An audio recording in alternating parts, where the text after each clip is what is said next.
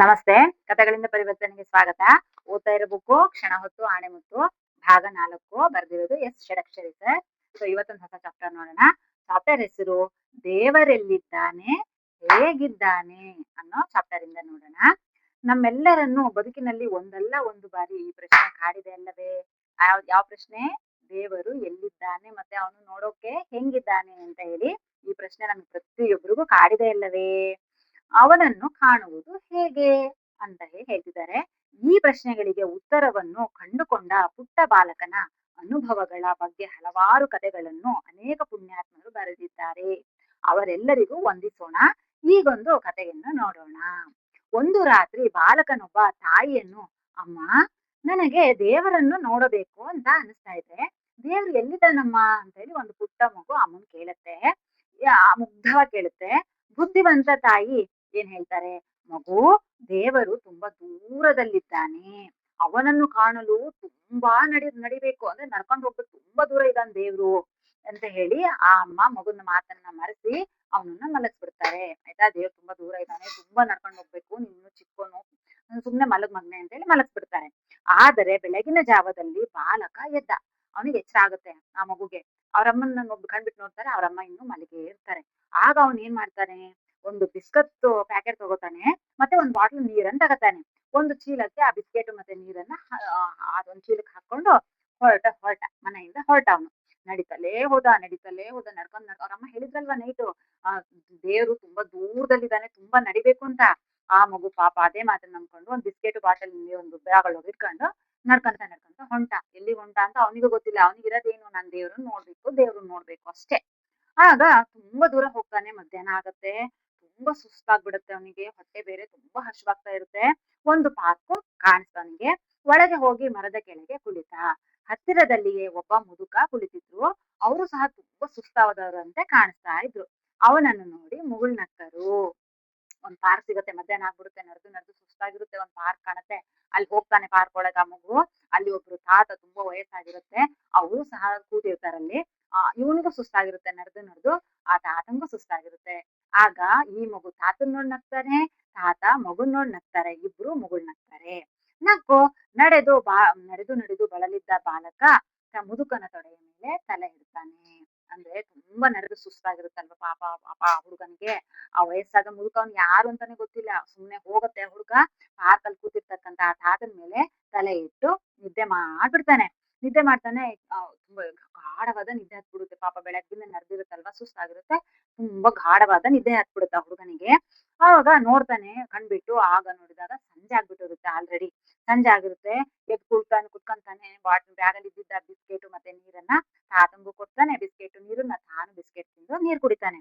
ಇವಾಗ ಇಬ್ಬರಲ್ಲೂ ಮಾತಿಲ್ಲ, ಕತೆ ಇಲ್ಲ. ಇಷ್ಟೆಲ್ಲ ಆಯ್ತು ನೋಡಿ. ಪಾರ್ಕಲ್ಲಿ ಇಬ್ರೇ ಇದ್ದಾರೆ. ಆ ಮಗು ತಾತನ್ ನೋಡ್ ನಕ್ಕು, ತಾತ ಮಗುನ್ ನೋಡ್ ನಕ್ಕುದ್ರು. ಮತ್ತೆ ಬಿಸ್ಕೆಟ್ ಇಬ್ರು ಹಂಚ್ಕೊಂಡ್ ತಿಂದ್ರು, ಬಾಟಲ್ ಇಬ್ರು ನೀರ್ ಕುಡಿದ್ರು. ಆದ್ರೆ ಒಬ್ರಿಗೊಬ್ರು ಇಬ್ರು ಮಾತಾಡ್ಲಿಲ್ಲ. ಬರೀ ಸ್ಮೈಲ್ ಅಷ್ಟೇ. ಇವ್ರ ಮುಖ ನೋಡಿ ಅವ್ನ್ ನಗೋದು, ಅವ್ನ ಮುಖ ನೋಡಿ ಇವ್ರ ನಗೋದು ಅಷ್ಟೇ. ಸ್ಮೈಲ್, ಮುಗುಳ್ ನಗೋದು ಅಷ್ಟೇ. ಆಯ್ತಾ? ಇಬ್ರಲ್ಲೂ ಮಾತಿಲ್ಲ, ಕತೆ ಇಲ್ಲ, ಬರೀ ಮುಗುಳ್ನಗೆ. ಅಷ್ಟರಲ್ಲಿ ಅವನಿಗೆ ತಾಯಿಯ ನೆನಪಾಗುತ್ತೆ. ಆ ಮಗುಗೆ ತಾಯಿಯ ನೆನಪಾಗುತ್ತೆ. ಅಯ್ಯೋ, ಅವರಿಗೆ ಹೇಳದೆ ಬಂದಿದ್ದೀನಲ್ಲ ನಾನು. ಅವರು ಗಾಬರಿಯಾಗಿ ಹುಡುಕ್ತಾ ಇರ್ತಾರೆ. ಅಯ್ಯೋ, ನನ್ ಮಗ ಎಲ್ಲೋದ ಅಂತ ಹೇಳಿ ಹುಡುಕ್ತಾ ಇರ್ತಾರೆ. ಪಾಪ ನಮ್ಮ ಅಮ್ಮಂಗ್ ಗಾಬರಿ ಆಗಿರುತ್ತೆ, ಟೆನ್ಷನ್ ಮಾಡ್ಕೊಂಡಿರ್ತಾರೆ ಅಂತ ಹೇಳಿ ಎದ್ದು ಚೀಲವನ್ನು ಬೆನ್ನಿಗೇರಿಸಿಕೊಂಡು ಮುದುಕನ ಕೆನ್ನೆಗೊಂದು ಮುತ್ತಿಟ್ಟು ಟಾಟಾ ಅಂತ ಹೇಳಿ ಹೊರಟ. ಮುದುಕ ಮತ್ತೆ ಮುಗುಳ್ನಗ್ತಾರೆ. ಅವಾಗೂ ಮಾತಿಲ್ಲ. ಆ ಮಗು ಹೊರಡುವಾಗ್ಲೂ ಮಾತಿಲ್ಲ. ಆಗ್ಲೂ ತಾತ ಅಂತ ಹೇಳಿ ಆ ತಾತಗೆ ಮುತ್ತು ಕೊಟ್ಟು ಕೆನ್ನೆಗೆ ಟಾಟಾ ಹೇಳಿ ಬಾಯಲ್ಲಿ ಹೋಗುವಾಗ ಆ ತಾತನು ಸಹ, ಹೊರಟೆ ಮಗ್ನೆ, ನಿಂದ್ ಯಾವ ಊರು, ಇಲ್ಲಿ ಯಾಕೆ ಇಲ್ಲಿಗೆ ಬಂದಿದ್ದೆ ಅಂತ ಆ ತಾತನು ಒಂದು ಮಾತಾಡಲ್ಲ, ಆ ಮಗುನು ಒಂದು ಮಾತಾಡಲ್ಲ. ಆ ಮಗು ಆ ತಾತನ್ಗೆ ಮುತ್ತು ಕೊಟ್ಟು ಬಾ ಹೇಳಿದ ತಕ್ಷಣ ಆ ತಾತ ಏನ್ ಮಾಡ್ತಾರೆ? ಬರೀ ಮುಗುಳ್ ನಗ್ತಾರೆ ಅಷ್ಟೇ. ನಕ್ಕು ಅವರು ಬಾ ಹೇಳ್ತಾರೆ. ಬಾಲಕ ಮನೆ ಮುಟ್ಟುವ ಹೊತ್ತಿಗೆ ಕತ್ತಲಾಗಿತ್ತು.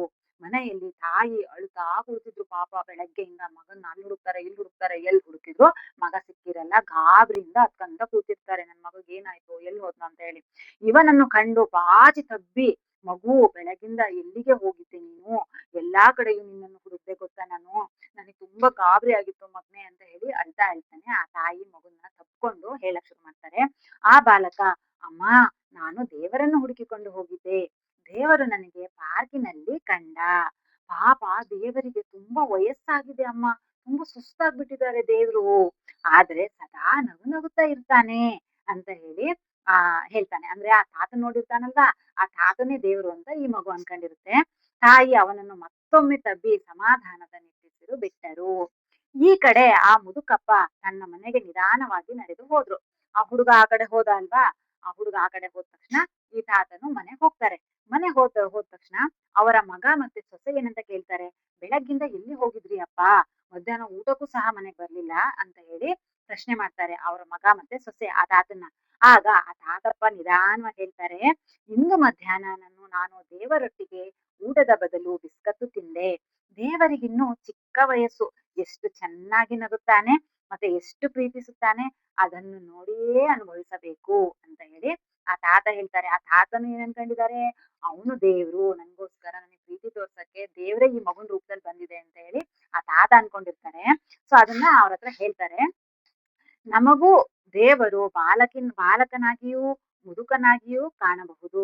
ನಮಗೆ ನೋಡುವ ಕಣ್ಣಿರಬೇಕು, ನಾವು ನೋಡಲು ಸಿದ್ಧವಾಗಿರ್ಬೇಕು ಅಂತ ಹೇಳಿ ಷಡಕ್ಷರಿತರ ಲಾಸ್ಟ್ ಅಲ್ಲಿ 2 ಲೈನ್ ಹೇಳಿದ್ದಾರೆ. ಅಂದ್ರೆ ನಾವು ದೇವ್ರಂತೀವಿ, ಅಲ್ಲಿದ್ದಾನೆ ಇಲ್ಲಿದ್ದಾನೆ, ದೇವ್ರು ಹೆಂಗಿದ್ದಾನೆ, ಎಷ್ಟು ದೂರದಲ್ಲಿದ್ದಾನೆ ಅಂತ ನಾವ್ ಅನ್ಕೊಳ್ಳೋ ಬದಲು ಪ್ರತಿಯೊಂದು ಪ್ರಾಣಿ ಪಕ್ಷಿ ಪ್ರತಿಯೊಬ್ಬರಲ್ಲೂ ದೇವ್ರು ಕಾಣ್ಬೋದು ನಾವು. ಮಗು ಇರ್ಬೋದು, ತಾತ ಅಜ್ಜಿ, ಪ್ರಾಣಿ ಪಕ್ಷಿಗಳು ಎಲ್ಲರಲ್ಲೂ ದೇವ್ರಿದ್ದಾನೆ. ಸೊ ನಾವ್ ಎಲ್ಲರಲ್ಲೂ ದೇವ್ರನ್ನೇ ಕಾಣ್ಬೋದು ಅಲ್ವಾ.